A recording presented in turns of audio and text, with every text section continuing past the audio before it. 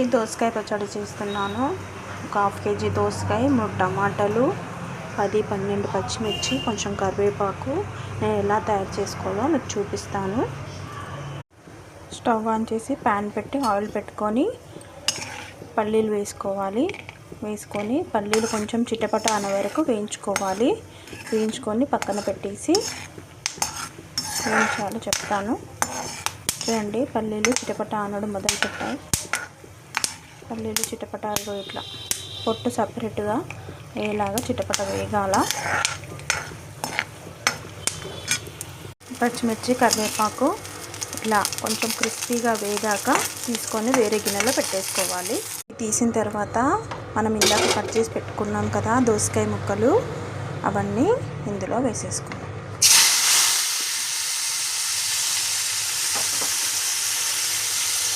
ఇవన్నీ బాగా మగ్గాలి. ఇది వేసినాక చూడండి, దోసకాయ ముక్కలు వేసినాక టమాటా వేసినాక కొంచెం ఉప్పు, ఒక గుప్పడి కొత్తిమీర,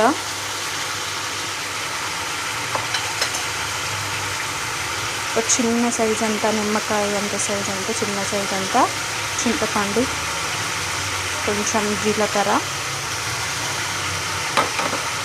యాడ్ చేసి బాగా ఒక్కసారి కలిపేసుకోండి. ఇవన్నీ బాగా ఉడకాల, పచ్చివాసన పోయేంత వరకు బాగా కలిపేసుకోండి. పచ్చివాసన అంతా పోవాలా. టమాటాలు, దోసకాయ, కొత్తిమీర బాగా పచ్చివాసన అంతా పోయేంత వరకు నూనె. చూడండి, మన టమాటా ముక్కలు చాలా బాగా ఉడికాయి.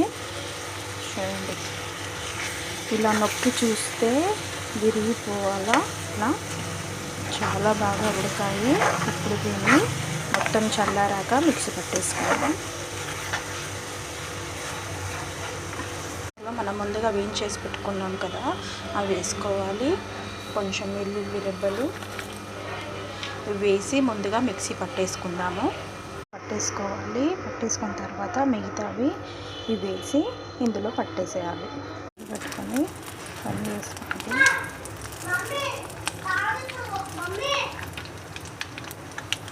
మన పచ్చడి రెడీ అయిపోయింది. చాలా బాగుంటుంది. ఒక్కసారి ట్రై చేసి కామెంట్లో తెలియజేయండి. పచ్చడి రెడీ అయిపోయింది. మంచి వాసన వస్తుంది.